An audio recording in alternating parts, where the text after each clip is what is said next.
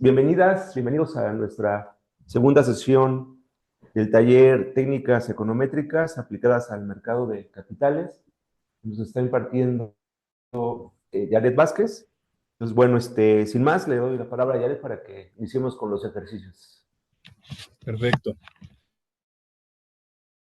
Entonces, vamos a retomar un poco la clase pasada. Estuvimos revisando ahí lo más simple, una regresión lineal simple, de qué se compone y más o menos cómo se interpreta.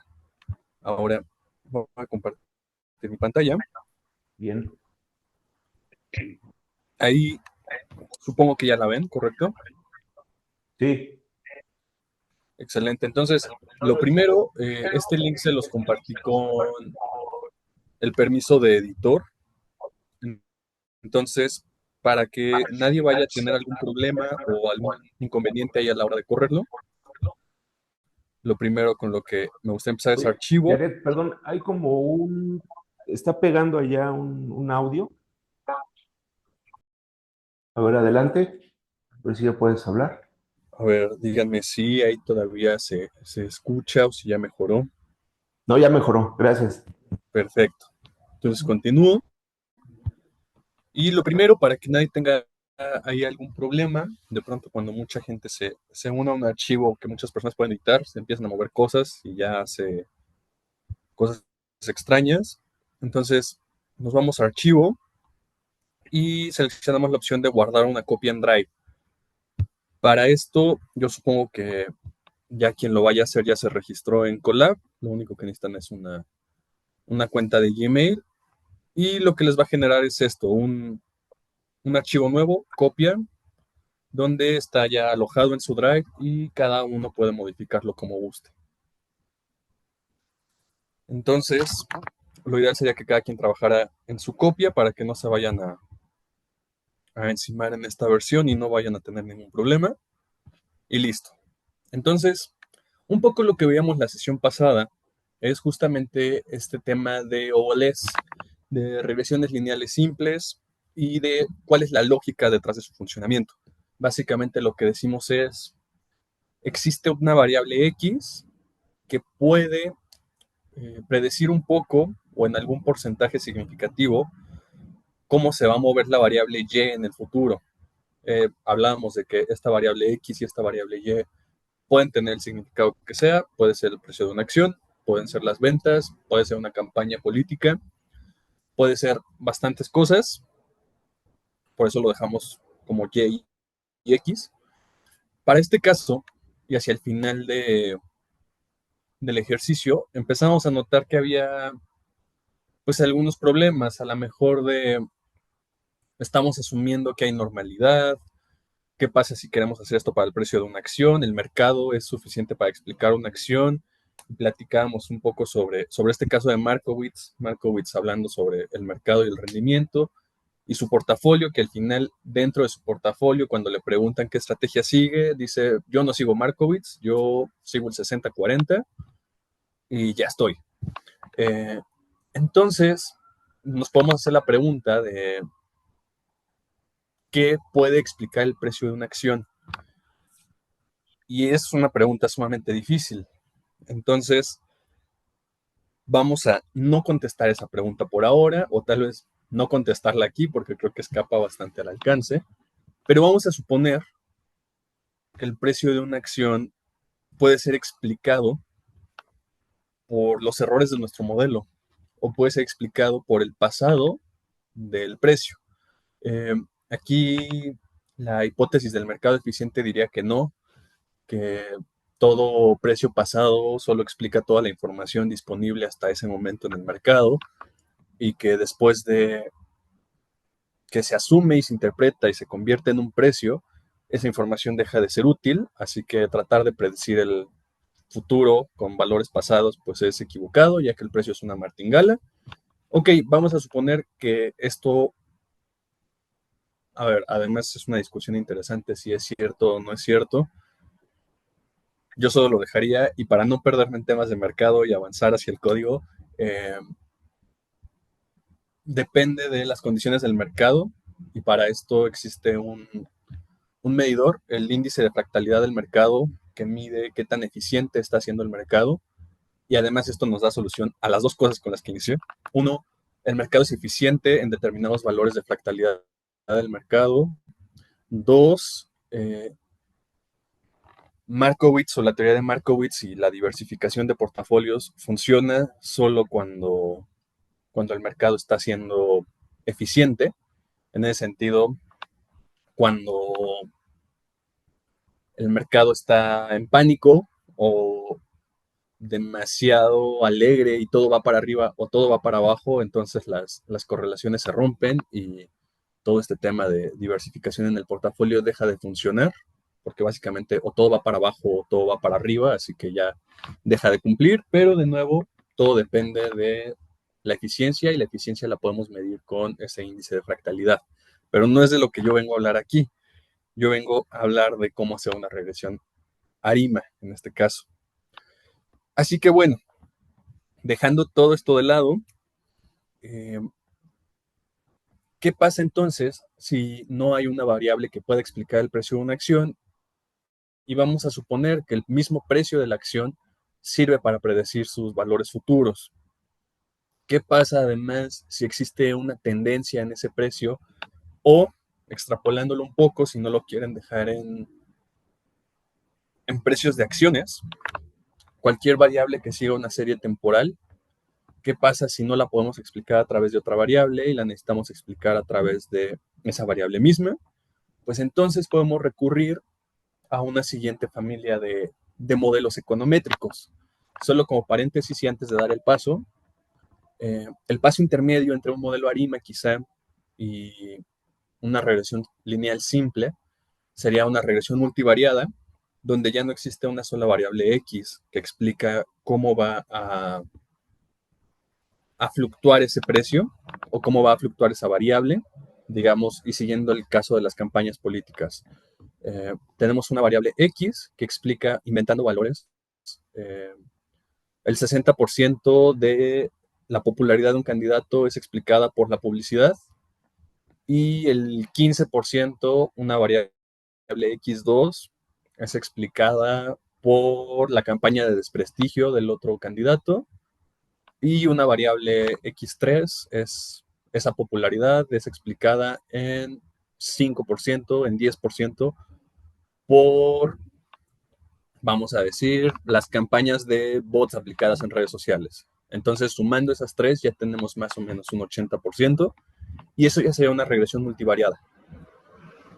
El siguiente paso, entonces, ya serían las familias ARMA o las familias ARIMA, que básicamente lo que significa tener un modelo ARIMA está compuesto por tres elementos.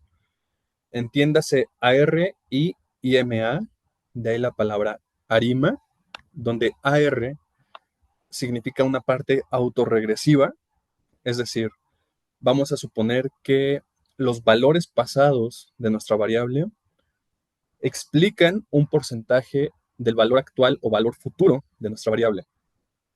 Esa es la parte AR, una parte I, que básicamente nos dice, tu serie tiene alguna tendencia, pero no podemos trabajar con ella, así que tenemos que sacarle diferencias.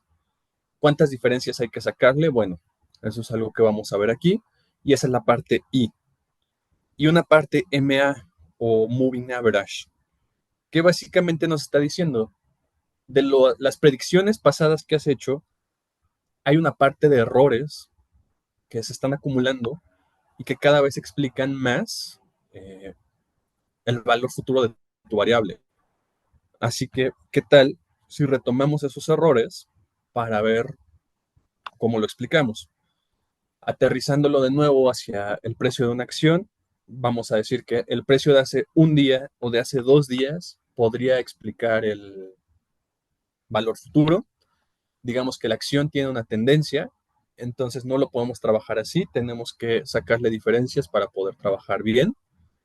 Y de nuestras regresiones que hemos hecho, vemos que el término de error cada vez es más grande y más grande y más grande y más grande. Así que, ¿qué tal que tomamos esos errores para explicar el futuro mismo? Básicamente lo que estamos diciendo es que vamos a utilizar los valores pasados, AR,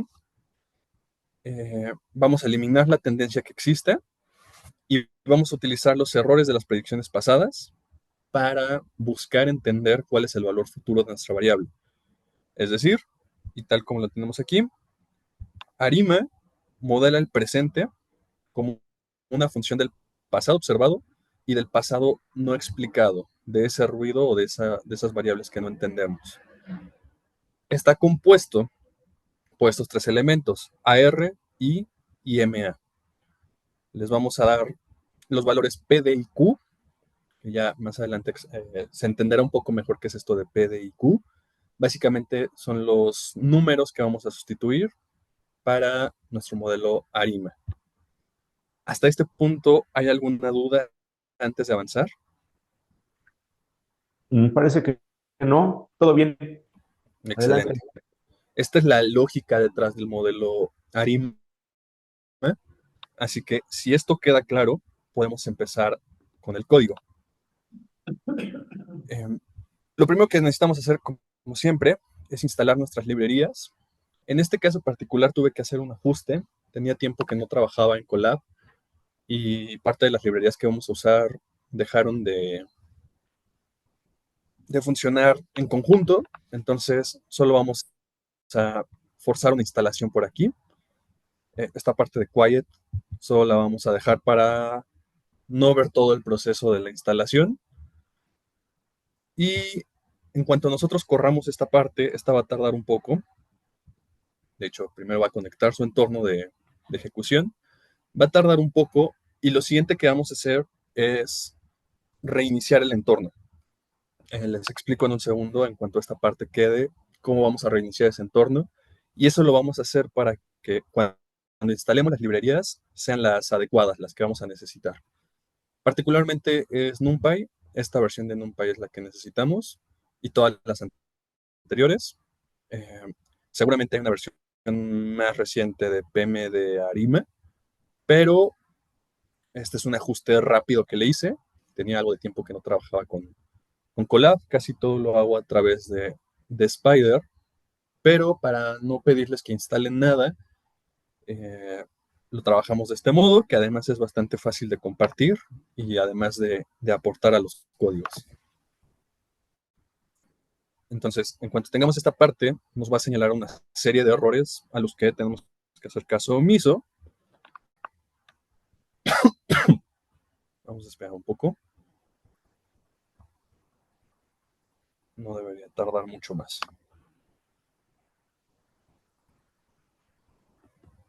Básicamente la serie de errores que nos va a marcar nos va a indicar que hay algunas paqueterías que requieren de una versión. Listo. La palomita nos indica que corrió bien. Hay alguna serie de paqueterías que requieren una versión más actualizada de NumPy, como TensorFlow o como Treescope, pero para todo lo que vamos a hacer aquí no vamos a necesitar ninguna de esas librerías, así que podemos sencillamente ignorar este error. Se instalaron bien nuestras paqueterías. Y lo siguiente que tenemos que hacer es reiniciar nuestro entorno de ejecución, básicamente para asegurarnos de que estamos trabajando con estas versiones. Para eso, en la parte superior, en el menú, van a ver entorno de ejecución y se tienen que mover hacia reiniciar la sesión o dar control M. Les va a preguntar que si están seguros y se pueden cerciorar de esta parte de aquí. Reiniciando, una palomita significa estamos listos para continuar. ¿Cómo podemos saber que funcionó? Corriendo nuestra siguiente celda. Si todo se importa bien, básicamente significa que está listo. Estamos trabajando con la versión de NumPy que queremos y con la versión de PM de Arima que necesitamos. Básicamente importamos la serie de librerías que vamos a necesitar, que realmente no hay nada del otro mundo. Pandas, Matplotlib para graficar, de dónde vamos a sacar los modelos estadísticos y particularmente una librería desarrollada para la familia Arima. Si a alguien hacia el final le interesa cómo explorar en la naturaleza de cómo se calculan los arimas, puede ver dentro de la descripción de la librería toda la información.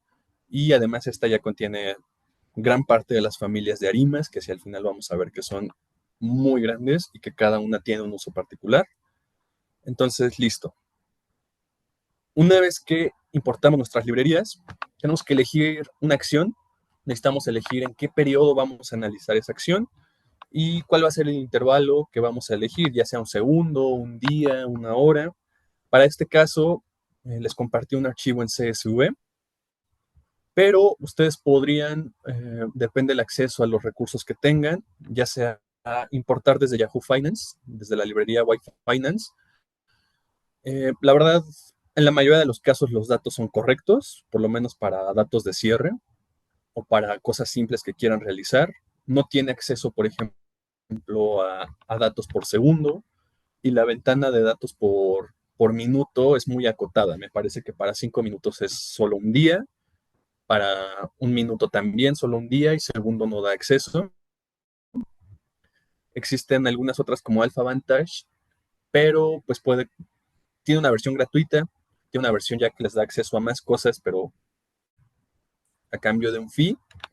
Y si ya lo utilizan para algo más profesional, o ya sea que su entorno profesional o educativo les dé acceso a Refinitiv o a Bloomberg, pues ya tienen la mitad de la batalla ganada porque los datos son muy buenos, son de bastante calidad y además los pueden cruzar y desarrollar a través de los entornos de ejecución que tienen dentro de estas plataformas.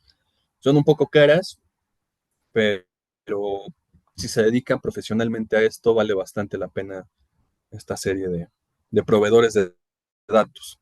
Y la otra opción es importar sus series de donde ustedes las obtengan. Es lo que vamos a hacer para este caso.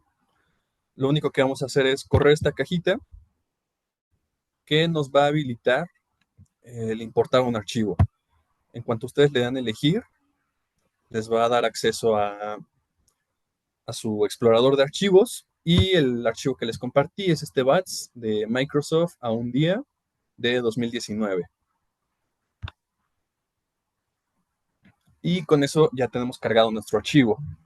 Es la parte más fácil que se me ocurrió para cargarlos, además de llamar a alguna otra librería. El detalle de llamar librerías es que si alguno de ustedes utiliza alguna VPN o si realizó muchas consultas, digamos en Wi-Fi Finance, antes de la sesión, pues los puede bloquear 15 minutos, una hora. Si tienen errores en su conexión a red que les dé alguna intermitencia, los puede detectar como que están haciendo muchas solicitudes y les puede bloquear los datos. Entonces, para todos trabajar con lo mismo, vamos a importar este CSV, pero sepan que se puede modificar por algún proveedor de datos. Una vez que ya tenemos nuestros datos cargados, pues es necesario explorarlos. Básicamente lo que queremos hacer es graficarlos, ver cómo se ven, qué es lo que está pasando. Y aquí tenemos el precio de Microsoft. Desde el 2 de enero de 2019 hasta el 31 de diciembre de 2019. Son básicamente los 252 días que se opera el mercado. Y con eso, pues estamos un poco seguros de que no vamos a tener ahí datos vacíos, pero esta muestra la pueden extrapolar a como ustedes quieran. A simple vista, ¿qué es lo primero que se puede observar? Que claramente la serie tiene una tendencia, los precios van para arriba, entonces ya desde ahí nos puede ir dando una señal de qué es lo que vamos a necesitar. Recordamos que Arima, la parte de en medio, la I, nos dice queremos eliminar la tendencia que tenga, así que probablemente ese va a ser un valor diferente de cero. Para poder aplicar un modelo ARIMA y que sus estimaciones sean válidas, básicamente lo que nos piden es cumplir con las propiedades de estacionariedad débil, que no es nada más que tener una media constante, una varianza constante y que no exista una tendencia en nuestros datos. A simple vista vemos que hay tendencia, pero vamos a ver, lo que hacemos es eliminar valores nulos que podamos tener ahí en el camino y calcular su media y en este caso, su desviación estándar. Tenemos el precio, que claramente platicábamos hace unos segundos, tiene tendencia muy clara, la media no es constante y la desviación estándar pues tiene por ahí algunos brincos que nos dicen que este supuesto de estacionalidad débil no se cumple. Entonces, para solucionar esta serie de problemas, ya empezamos a trabajar con el modelo y lo primero que vamos a hacer es trabajar con primeras diferencias. Esto no es nada más que la variación de la serie de un instante 1 a un instante 2 o 0 a 1, como lo quieran ver. Y esto lo pueden hacer ya sea con cambios porcentuales, ya sea con cambios logarítmicos o con la función de diferencias de Python. Eh, recomiendan quienes buscan que se cumpla siempre el supuesto de normalidad, trabajar con diferencias logarítmicas, el logaritmo natural del valor actual sobre el valor pasado, y eso nos da un poco más de facilidad de trabajar con datos normales, o si necesitamos urgentemente que sean normales, eso nos puede ayudar. Y pues también nos da alguna otra serie de bondades trabajar con diferencias logarítmicas. Para este caso y por simplicidad, le vamos a aplicar diferencias a través de la forma en que Python lo puede hacer, para no llamar logarítmicas. Hacia el final nos vamos a dar cuenta de algo interesante por haber utilizado este método. Y lo que platicábamos, el modelo ARIMA, ARIMA, tiene un valor P, un valor D y un valor Q, que básicamente es P, D y Q, o AR y MA.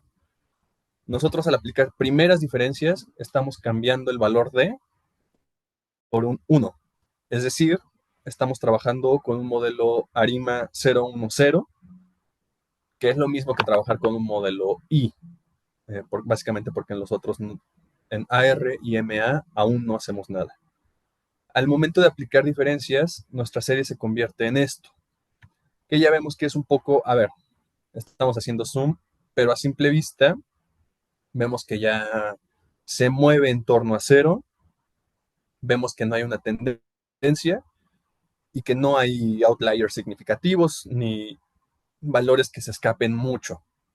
Prácticamente todo está acotado entre 4 y -4, así que a vista podemos decir que ya estamos cumpliendo con ese supuesto, pero pues no podemos quedarnos con a vista se ve que sí. Así que lo siguiente que hacemos es aplicar una prueba. Lo que estamos haciendo es buscar la prueba de Dickey-Fuller aumentada, o ADF. Eh, a esta prueba también se le conoce como la prueba de raíz unitaria. Y la ventaja de trabajar con Python es que ya no tenemos que calcularla, simplemente la llamamos. Esto lo hicimos arriba cuando empezamos a llamar elementos de librerías. Y le pedimos que nos muestre qué es lo que pasa aquí. Aplicamos diferencias. O Listo. sea, le pasas la diferencia de la serie Sí, a la... aquí lo que le estamos pasando a la prueba de Dickey-Fuller es las diferencias. No había corrido esta, se me fue, pero la corremos, nos da las diferencias y le pasamos las diferencias. Ok. ¿Qué es lo que estamos buscando? Básicamente, aquí lo vamos a mantener muy simple y vamos a buscar eh, que el resultado que nos arroje sea menor a ese punto, bueno, a ese punto 0,5 o a ese 5% del p-value. Lo que nos está arrojando es este valor, o nos podemos fijar en el p-value, que básicamente es bastante más pequeño que 0,5. Así que podemos concluir que aplicando primeras diferencias ya estamos cumpliendo con el supuesto de estacionariedad débil. Es decir, ya no tenemos una tendencia, ya tenemos una varianza constante y ya tenemos una media constante. Eso nos lo indica esta prueba de Dickey-Fuller aumentada o la prueba de raíz unitaria. También lo pueden encontrar de los dos modos. Nuestro siguiente paso, ahora que tenemos un modelo 0,10, es ver cuáles son los valores de P y de Q. Esos dos valores que tenemos en 0, pues qué valores tenemos que tomar para tener un modelo adecuado. Básicamente, el libro de texto o el primer modo de encontrar esto es con la autocorrelación y la autocorrelación parcial. Los paquetes estadísticos ya les arrojan esta serie de correlogramas. Python no hay gran dificultad, lo único que tenemos que hacer es llamar la autocorrelación y la autocorrelación parcial, que llamamos hace un rato con nuestras librerías, y nos va a arrojar estos correlogramas, autocorrelación y autocorrelación parcial. ¿Qué observamos? Que la primera observación está fuera de, digamos, este rango en el que lo podemos considerar aceptable. Entonces, a simple vista, podemos empezar a intuir que un modelo adecuado va a requerir un 1 en la parte P, en la parte AR. Básicamente, autocorrelación nos muestra la correlación que existe entre la serie y sus rezagos, entre sus valores pasados, dicho de otro modo. Y la autocorrelación parcial nos muestra la correlación que existe entre la serie y sus errores. Entonces, para ambos casos nos está señalando que después del 1 entramos en un rango aceptable, así que a simple vista podríamos suponer que un modelo adecuado sería un ARIMA 111, es decir, un modelo con una regresión en los datos, con un lag, con una diferenciación y con una aplicación de media móvil. Pero, pues para estar seguros, y es un poco lo que tenemos aquí abajo, vamos a aplicar un criterio de optimización. Básicamente, aquí te dejamos la explicación por si no queda muy claro. Autocorrelación parcial nos dice que los errores con la aplicación del 1 en el modelo ya tendríamos algo interesante.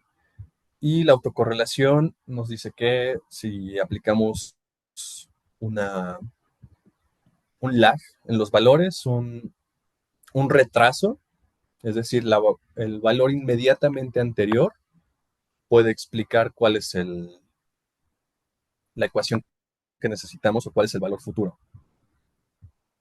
Es importante aquí que nuestros modelos, cuando trabajamos con ARIMAS, pues no tengan valores muy elevados. Habitualmente valores de 2 o valores de 3 ya es considerado un límite superior. Un modelo ya que trabaja con 4 o 6 diferenciaciones o 6 lags, pues ya deja de ser un modelo muy relevante por lo que estén midiendo. Supongamos que ustedes están trabajando buscando predecir el precio de una acción y están trabajando con una estrategia que necesita segundos. Entonces, si su modelo requiere un lag de 6 segundos, pues los va a dejar un poco atrás en lo que quiera que estén haciendo.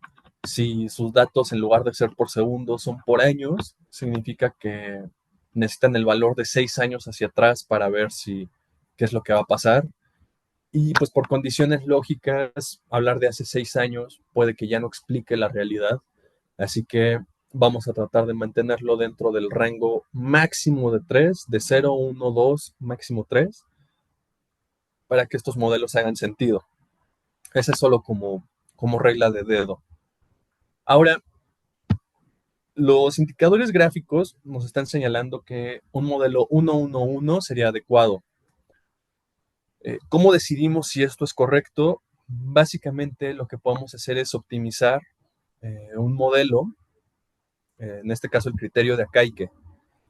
Lo tenemos aquí, donde es el número de parámetros y la verosimilitud del modelo. Lo que buscamos es minimizarlo. Tanto este modelo de Akaike como el bayesiano, que se abrevia BIC, criterio de información bayesiano, lo que hacen es un poco castigar la complejidad del modelo. Lo que buscamos es que este número sea el más pequeño posible y podríamos iterar uno por uno, pero por suerte podemos sencillamente llamar la función de una autoarima, que lo que va a hacer es básicamente esto, minimizar el A y C y minimizar el B y C, y encontrar qué modelo es el que cumple con lo que necesitamos o que minimiza estos criterios. Una vez que lo corremos, lo que va a empezar a hacer es justo eso, va a empezar a iterar estos valores para encontrar cuál es el más adecuado, y aquí ya nos empieza a señalar pues valores A y C o criterios de Akaike. No existe un valor ideal o un número mágico al que el criterio de Akaike deba caer. Eh, Más adelante vamos a ver que hay algunos que sí tienen un valor relevante o un valor cercano en el que debería de estar. Para el criterio bayesiano y para el criterio de Akaike no es necesario eh, llegar a cierto valor. Cada modelo y acorde a su complejidad va a llegar a un valor. Así que lo único que vamos a necesitar es buscar el modelo que minimice este criterio. Lo que nos está arrojando aquí es que el mejor modelo o el modelo que minimiza estos criterios, Akaike y bayesiano, es el 1-1-1, que se parece bastante. De hecho, es lo que gráficamente habíamos visto.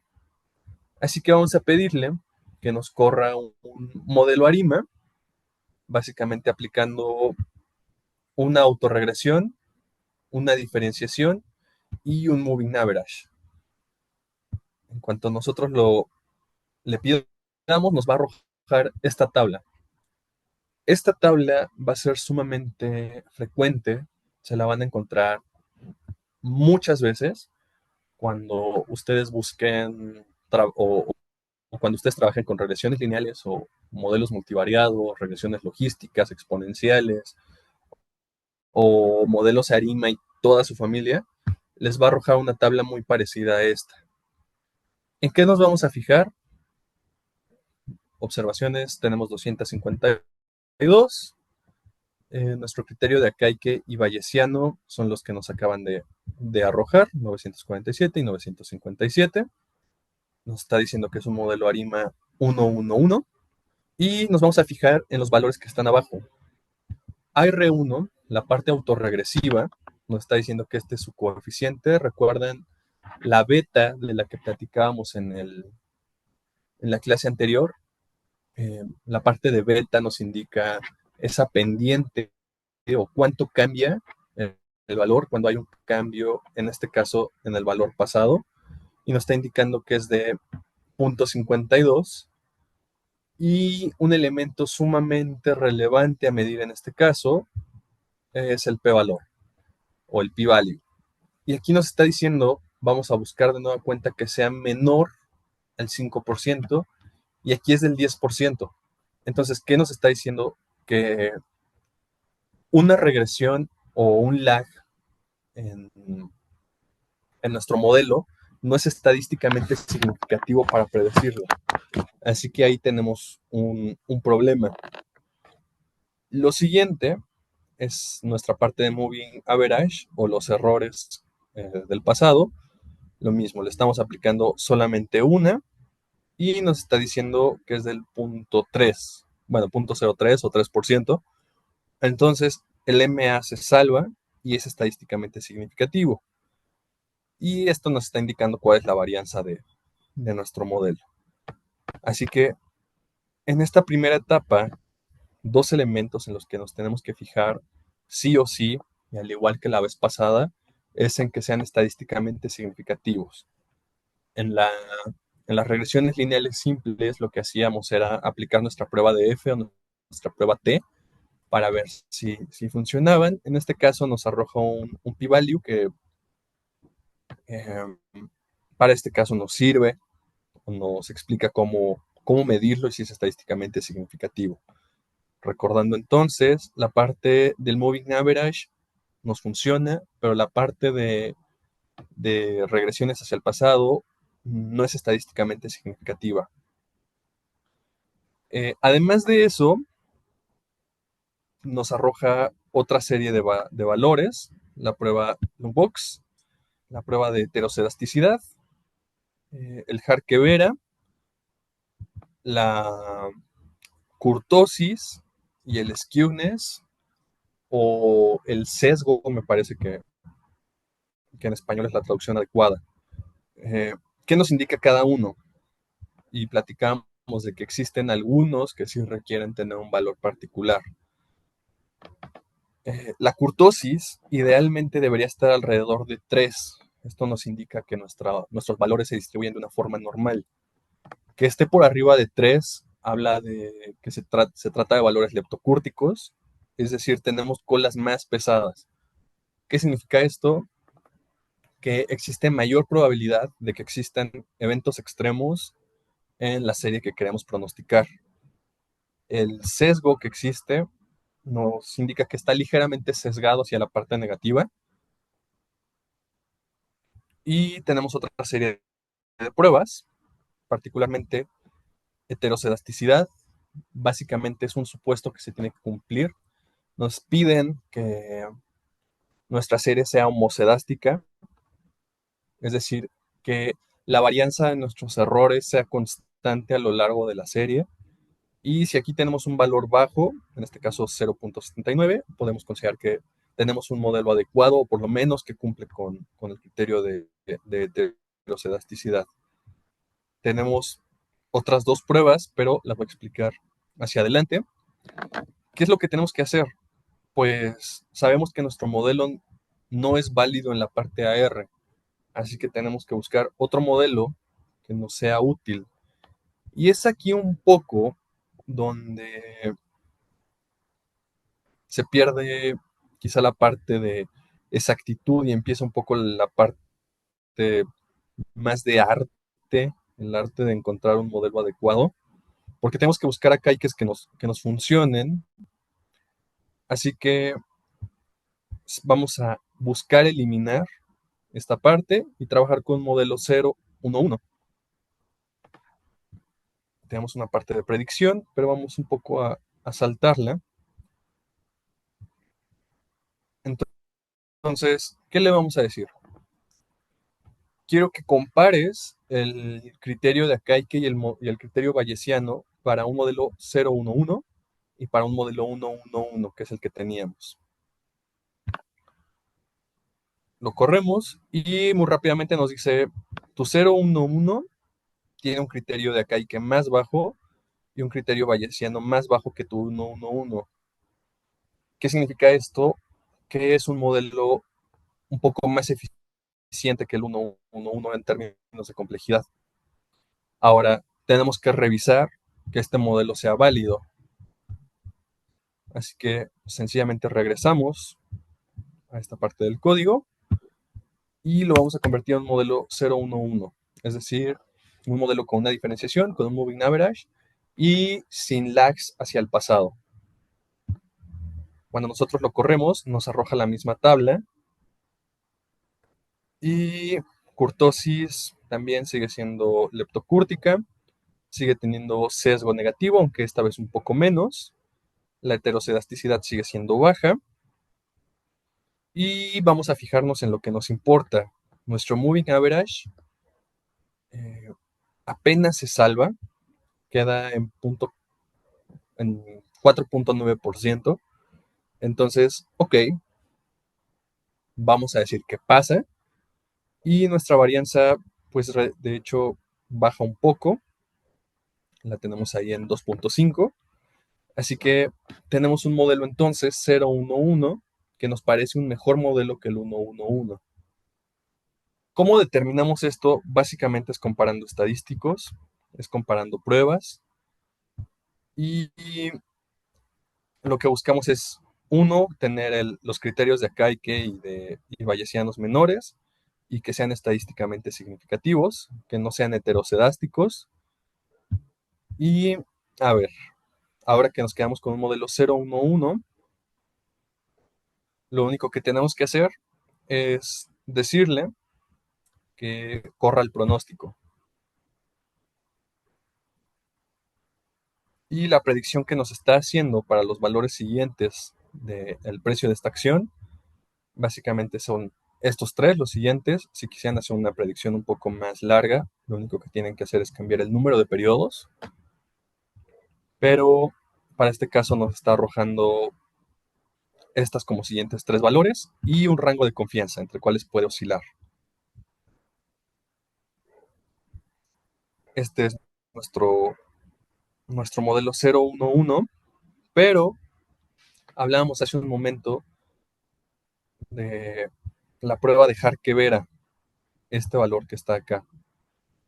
Lo que buscamos aquí es que sea menor al 5% y está muy por arriba. Nuestro Harke-Vera está en 16, que queremos que sea 5 probablemente, algo menor a 5. ¿Qué significa que nuestro Harke-Vera sea mayor? Pues básicamente que tenemos que rechazar la hipótesis de normalidad en nuestros residuos. Es decir, nuestro modelo 011 nos da mejores resultados si es estadísticamente significativo que el modelo 111, pero la prueba Harke-Vera rechaza la hipótesis de normalidad en nuestros residuos.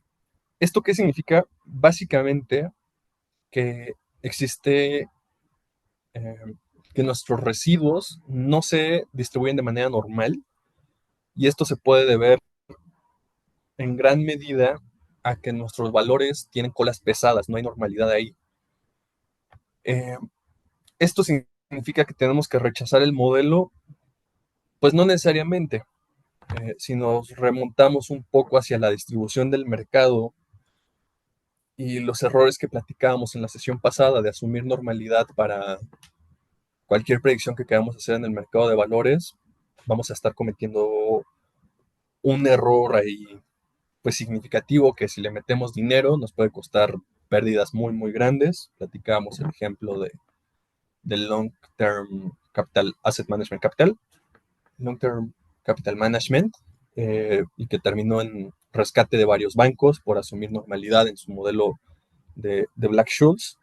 Y básicamente gran parte de los modelos financieros, por simplicidad, asumen normalidad, pero tenemos que tener en cuenta que empíricamente esto no es así. En el mercado, la distribución de los rendimientos tiende a tener colas más pesadas. Eh, Hay un gráfico bastante interesante de Shiller que muestra los rendimientos y su distribución y muestra cómo es probable o hay mayor probabilidad de tener eventos extremos hacia ambos casos y particularmente hacia eventos de pérdida. Eh, los eventos de cola pesada son mucho más probables en el mercado financiero. Entonces, pues es probable que muchos de nuestros modelos no vayan a cumplir a 100% con los supuestos de normalidad. Podemos trabajar un poco ahí en limpiarlo, pero para este caso, si nuestro propósito fuera simplemente hacer un pronóstico de qué es lo que va a pasar, de cómo se va a mover una acción hacia futuro, eh, pues este modelo podría sernos bastante bueno, aunque sus residuos no se distribuyan de manera normal. Eh, este ARIMA, entonces, pues nos es adecuado para hacer pronósticos puntuales, pero no está capturando el riesgo de movimientos en el mercado, de riesgos, de variaciones significativas en el mercado. ¿Qué significa? Que estos rangos que tenemos aquí, estos intervalos de confianza, eh, podrían ser un poco más amplios, es decir, las caídas podrían ser un poco más allá de lo que estamos viendo aquí, es decir, podrían fluctuar más allá del 154 o del 160. Así que, pues es necesario tenerlo en cuenta cuando nosotros busquemos hacer una posición basándonos en una predicción de este tipo. ¿Nos sirve para hacer un pronóstico? Sí. ¿Nos sirve para saber dónde están los riesgos extremos? No. Y también si nosotros quisiéramos hacer esto un poco para capturar nuestros riesgos, entonces tendríamos que movernos hacia otro tipo de modelo. Si nosotros buscamos hacia una medición de riesgo de nuestra posición en una acción, este modelo podría no ser el adecuado. Así que serían consideraciones necesarias a realizar. Si nosotros encontramos esta clase de errores, básicamente podemos movernos hacia extensiones del modelo, como son la familia de los GARCH. Podemos aplicar también simulaciones Bootstrap o pues ajustar cuáles son nuestros supuestos. Aquí se trata un poco de pulir el modelo. Eh, de nueva cuenta, para predicciones funciona este ARIMA, pero para estimar riesgos de mercado o probabilidad de riesgos extremos, como puede ser un value at risk, pues vamos a necesitar modelos que consideren la dinámica que está siguiendo la varianza o la distribución de las colas que tenga nuestro activo. Ya un poco para ir cerrando esta parte de los ARIMAs, se trata de un modelo relativamente sencillo. Vemos que con pocas líneas de código podemos correrlo y realmente lo único que nos exige o lo único que nos está pidiendo es validar la significancia estadística y buscar cuál es el mejor. Ser un poco pacientes y un poco recordar qué significa cada cosa que nos está pidiendo y cuáles son los valores que debería de tener. Así que se trata de modelos sencillos. Para predicciones de corto plazo, los modelos ARIMA tienden a dar un buen rendimiento, salvo que tengamos ahí valores muy extremos o en periodos de mucha volatilidad en el mercado, pues sería necesario hacer algunos ajustes probablemente. Un poco lo que veíamos. En condiciones de eficiencia de mercado, nuestros modelos ARIMA nos pueden funcionar. En condiciones donde el mercado no es eficiente, pues parece que muy pocas cosas funcionan. Así que es necesario pensar en una estrategia más allá cuando el mercado está siendo no eficiente o cuando nuestra variable no se está comportando, digamos, de una manera relativamente normal. Eh, los problemas de este modelo es que no captura justo lo que veíamos, la varianza en la volatilidad, esto es la heterocedasticidad. No estamos considerando factores externos cuando estamos suponiendo que todo el movimiento del precio de la acción va a depender de la información contenida en el precio de la acción.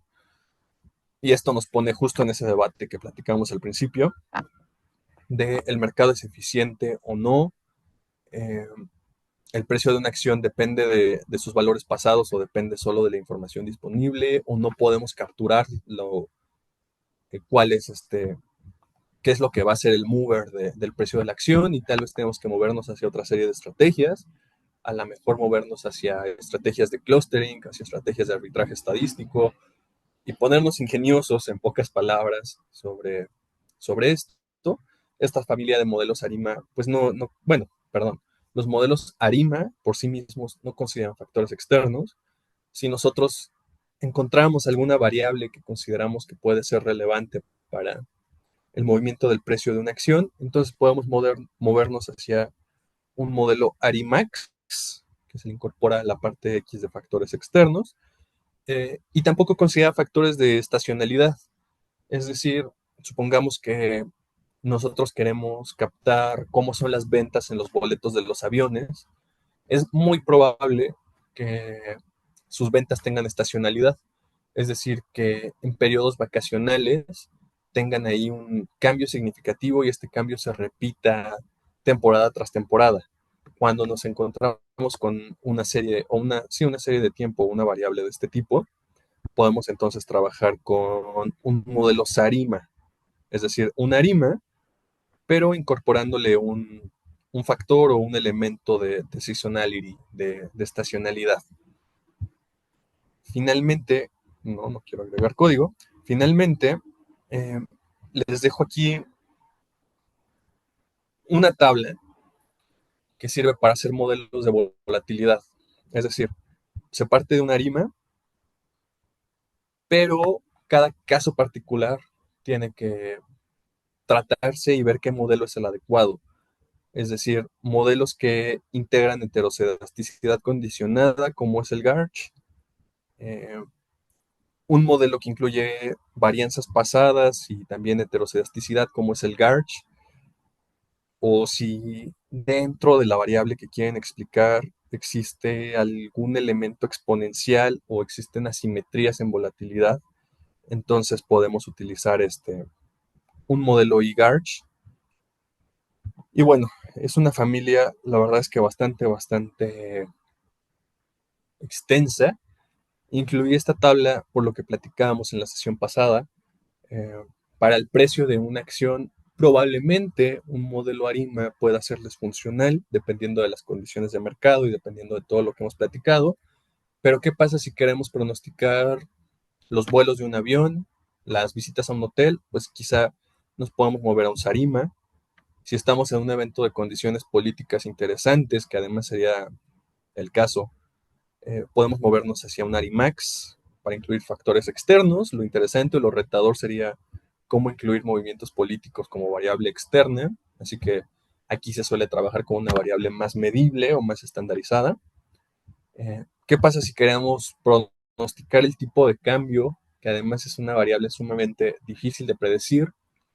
Eh, ¿Podemos usar el pasado? Pues sí, pero empíricamente sabemos que es muy probable que nuestros modelos ARIMA no nos alcancen para predecir cómo se va a mover el precio de una divisa.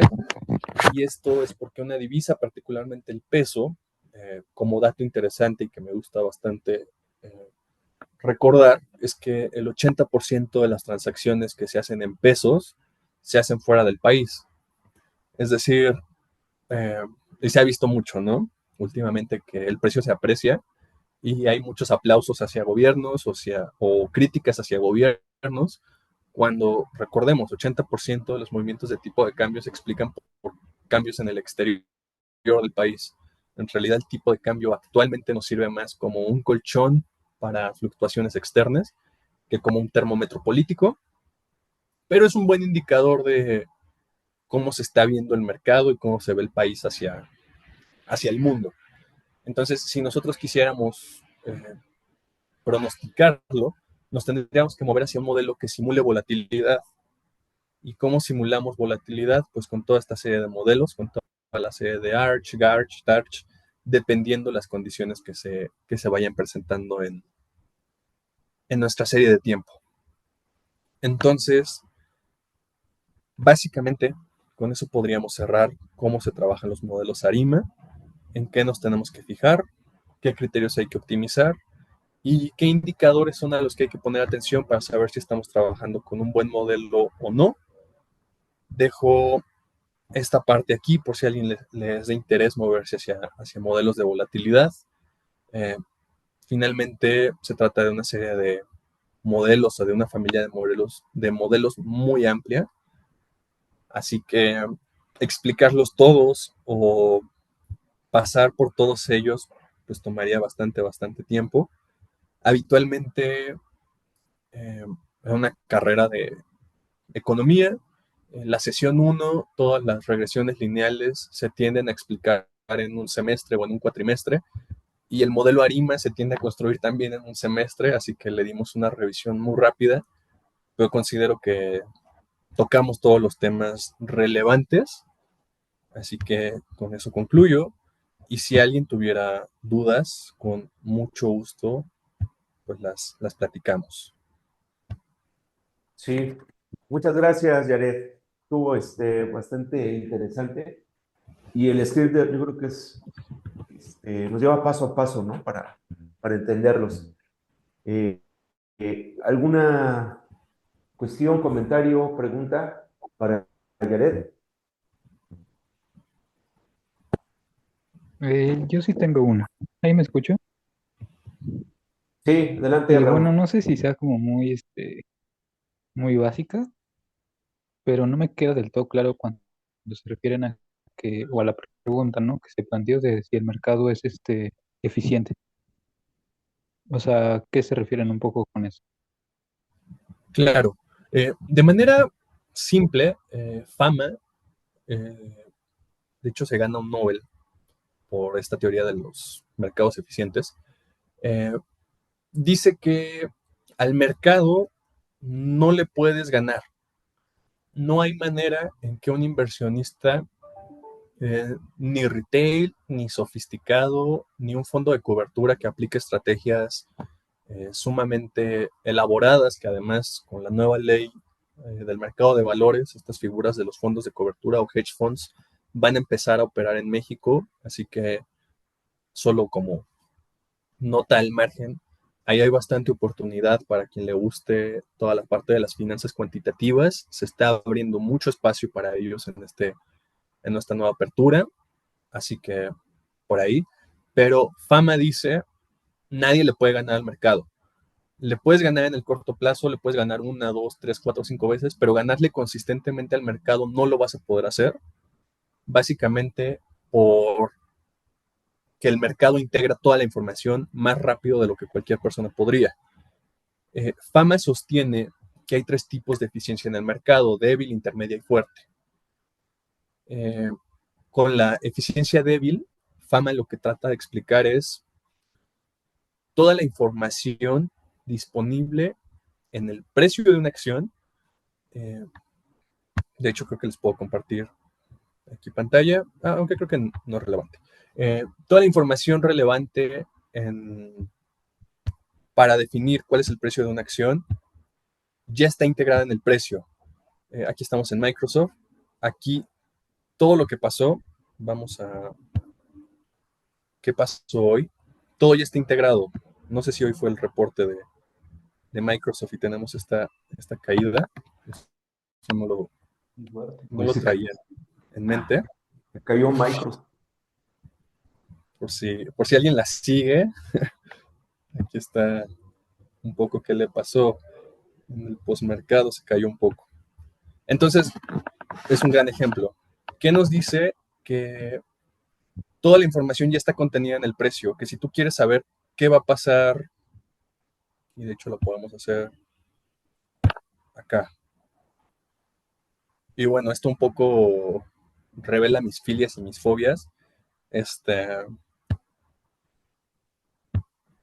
Si nosotros queremos predecir el precio del futuro de una acción a través de análisis técnico, es decir, a través de los patrones en los precios, aquí claramente nos está diciendo, o bueno, quien siga el análisis técnico, este es un indicador tradicional, el Alligator de Williams, que es construido a base de medias móviles del precio.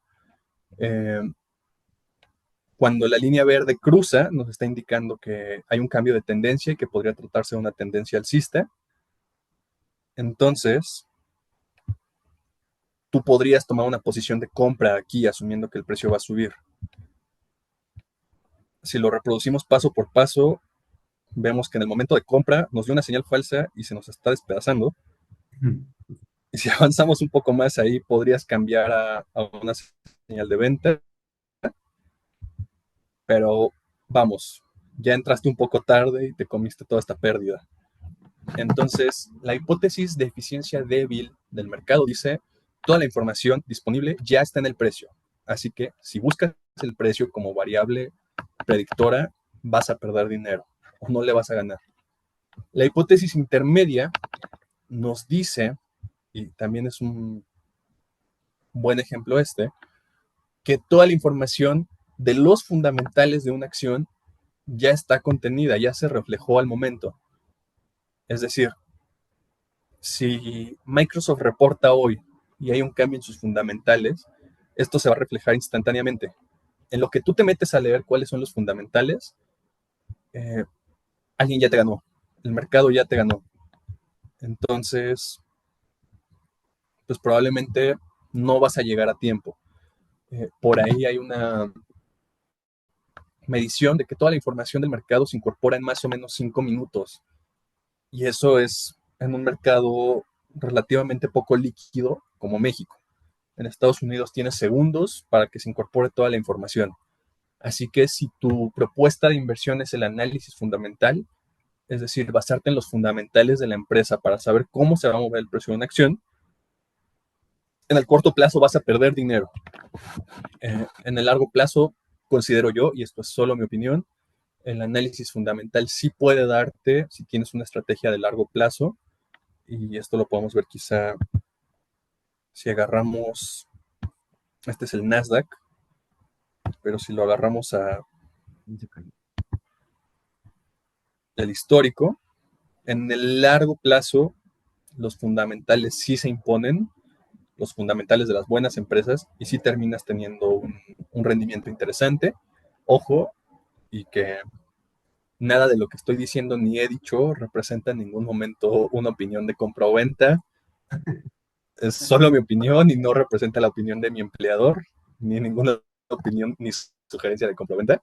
Eh, en el largo plazo, si dicho lo cual, en el largo plazo, una estrategia de este tipo podría tener rendimientos, solo dependería claramente pues, del perfil de inversionista que tengas. Si no quieres esperarte 10 años para llevarte el rendimiento de 2010 a 2020, que es sumamente significativo, si no tienes estómago para aguantar estas pérdidas, por ejemplo, de 2020 o actuales, pues probablemente no es la estrategia para ti. Pero si tienes una visión muy de largo plazo, de aventar dinero al portafolio y no voltear a verlo, esto podría funcionar. Probablemente buscar un índice que no sea el Nasdaq, buscar otra cosa, pero de nuevo esto no es ninguna estrategia, solamente es una opinión. Y la hipótesis del mercado eficiente media dice, tus fundamentales ya están integrados, así que no le vas a poder ganar al mercado con esto. Y la hipótesis fuerte eh, dice que entonces lo único que te quedaría sería la información confidencial, pero quien tenga la información confidencial la va a tener antes que tú. Así que la va a meter antes al mercado y toda la información se va a reflejar en el precio. De nuevo, si vamos a, no sé, a Microsoft, si el día de ayer, anoche, a ustedes les hubieran hecho llegar información confidencial, pues probablemente hubieran tomado posiciones desde que abrió el mercado. Así que, pues eso, el precio ya lo habría reflejado y no sería posible obtener rendimientos sobresalientes.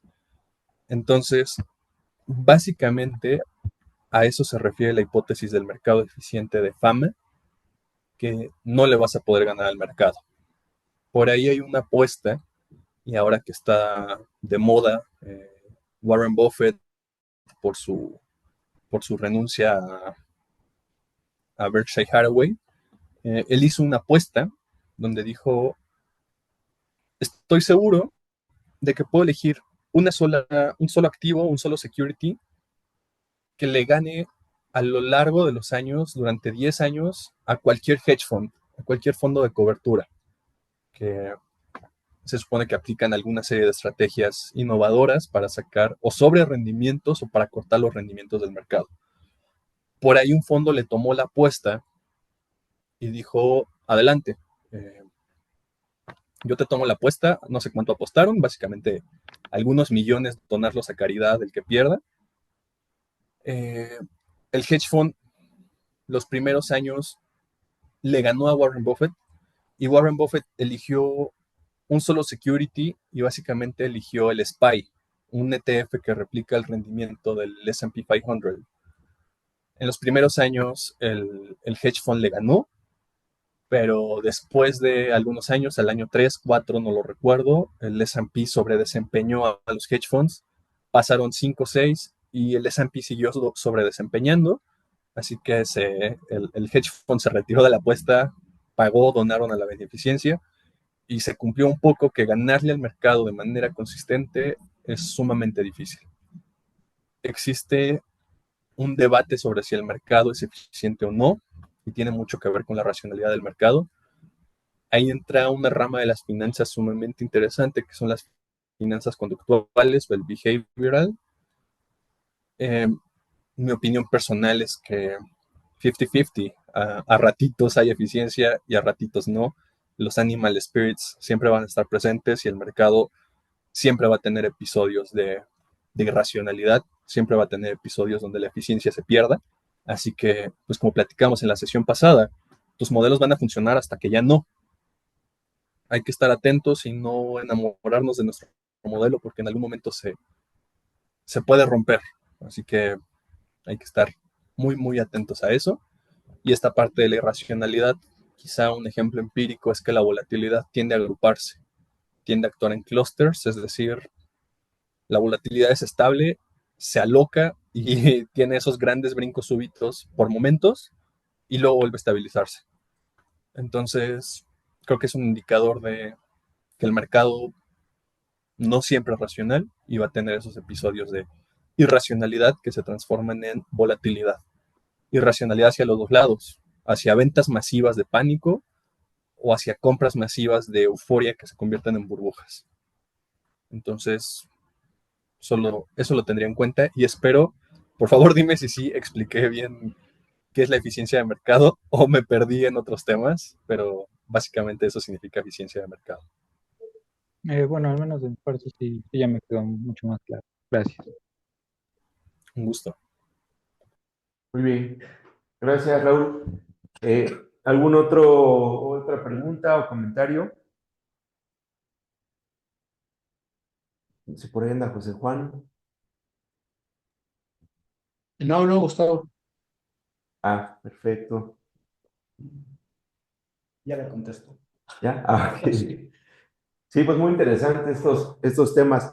Pero, oye, si hablas de la eficiencia del mercado, eh, también han mostrado que hay cierta correlación temporal, ¿no? En los precios. Entonces, ¿cómo utilizan eso? Si de pronto dicen que pues es eficiente y no hay correlación, o sea que el ruido se distribuye de manera normal y no hay posibles crisis y todo esto, ¿en qué momento detectan esta correlación que también la pueden utilizar? ¿No, Yare? Sí, eh, ahí justo al principio de la sesión mencionaba, hay un indicador que es el indicador de fractalidad. Eh, Básicamente te arroja algunos números que te indica qué tan eficiente está siendo el mercado en ese momento. Cuando empiezas, y quizá ahí es interesante investigar cómo adelantarte al indicador de fractalidad, es decir, cómo predecir dónde va a estar, te va a permitir tomar posiciones. Entonces, cuando tú ves que el mercado va a tender a la ineficiencia, puedes ya empezar a tomar posiciones o cerrar posiciones, tomar ganancias o pues liquidar antes de caer en pérdidas. Entonces, de ese modo podríamos un poco utilizar este indicador de eficiencia de mercado a nuestro favor. Sí, y de acuerdo contigo que de pronto es más eficiente y menos eficiente, digamos, a como lo describes. Tenemos un indicador que hemos trabajado, el índice de Hurst, que te mide pues, fractalidad en las series, sobre todo en series financieras. Y de pronto cuando cruza, tiene un límite que es el 0.5. Cuando anda arriba, se comporta de una manera, cuando anda abajo, o sea, cruza el 0.5, tiene otra dinámica, y entonces en algún momento se vuelve la serie más fractal, cuando está abajo de 0.5, ¿no? Y luego más volátil. Cuando está exactamente 0.5, se supone que la serie eh, eh, presenta poca correlación y es más ruidosa, ¿no? Cuando tiende hacia abajo se comporta como ruido color de rosa, 1 entre F, que es fractal, ¿no? Entonces, ahí temporalmente se cumple lo que dices, de que de pronto es más eficiente, luego menos eficiente, luego es más volátil, luego es más fractal. Entonces creo que sí ayudaría a implementar estos índices, bueno, en tiempo real, ahorita vimos tu plataforma, para tener un poco de certidumbre, ¿no? Si es que es posible. Y me imagino que ha de haber otras medidas fractales, como el sandbox, aquí en este no es sobre como retícula, sino más bien es sobre la serie de tiempo. Se van haciendo también radios para medir la fractalidad de las series de tiempo. Pero sí, yo creo que serían muy buenos indicadores para, para saber algo, ¿no? De la Sí, serie. justo se me ocurre un poco con lo que, y creo que hay una mano levantada, voy a ser breve, eh, se me ocurre un poco que si existe un indicador, o bueno, si tenemos cierta confianza en un indicador que nos puede pronosticar volatilidad, podemos, y aprovechando de nueva cuenta eh, esta figura que se está creando en México de los fondos de cobertura para aplicar algunas estrategias interesantes en el mercado, eh, si nosotros tenemos certeza, o, a ver, es muy difícil decir certeza en el mercado, ¿no? Pues tenemos confianza en que habrá volatilidad hacia el futuro, podemos aplicar una serie de estrategias bastante interesantes con derivados, particularmente con opciones. Eh, Existen estrategias que se nutren de la volatilidad en el mercado, es decir, no te importa si el precio de la acción va hacia arriba o hacia abajo, tú te olvidas de eso. Con que el precio de la acción se mueva mucho, se salga de una banda, tú te llevas una ganancia bastante interesante. Existe su opción contraria, que básicamente es comprar dos opciones con el mismo put, al mismo precio de entrada, el mismo precio de ejercicio, pero compra las dos posiciones de la opción en put y en call, y se te forma una V, y con ello, si tienes mucha volatilidad y el precio se sale del rango, obtienes ganancias. O la opción contraria, que es meter las posiciones contrarias, ambas, y se te forma una especie de A o de alfa, que si el precio no se sale de un rango, obtienes ganancias. Entonces, también saber hacia dónde va la volatilidad de algo, ya no el precio, solo la volatilidad de algo, nos permite generar estrategias bastante interesantes y que de nueva cuenta, con la formulación de esta nueva figura en el marco legal, hay mucho espacio para las finanzas cuantitativas y la ingeniería financiera en el mercado. Perfecto, muy bien, gracias, Jared. Omar, adelante. Gracias, doctor. Gracias, Jared, por la exposición. Yo tengo un par de dudas. Primero es, ¿tú aplicas esto ahora sí que en tu trabajo? No, no sé si lo mencionaste anteriormente, pero sí me da curiosidad saber en dónde trabajas y si aplicas esto en tu trabajo. Y la segunda duda es, ¿consideras que este es un modelo, un indicador óptimo pues para saber cuándo entrar o salir del mercado, abrir o cerrar alguna posición? Y aprovechando también el comentario, he observado que muchos traders utilizan o prefieren utilizar algunas, algunos indicadores, pues digamos, sencillos, como medias móviles, como tú mencionaste, o Fibonacci también, y alejarse de métodos más complejos, ¿no? De sistemas complejos. Entonces, si tienes algún comentario al respecto de estos tres temas, ¿dónde chambeas, lo utilizas y qué opinas de los indicadores simples contra indicadores más complejos? Gracias. Claro, yo estoy en la Bolsa Institucional de Valores. Yo ahí no me dedico a comprar y vender acciones. Eh, yo lo que hago es utilizar técnicas econométricas para apreciar algunas otras variables. En un caso muy particular y algo que frecuentemente llego a hacer es pronosticar el financiamiento de deuda en diferentes sectores, que además a mí personalmente el mercado de deuda, junto al de los derivados, se me hace lo más interesante que hay en el mercado. El más sexy es el de las acciones, pero me parece que el mercado de deuda estoy un poco inventando el número, 50, 100 veces más grande que el de capitales. Y el mercado de derivados, pues también es una cosa sumamente interesante. Entonces, yo para comprar y vender acciones no utilizo econometría. Esto fuera de lo laboral y solo para mi portafolio personal.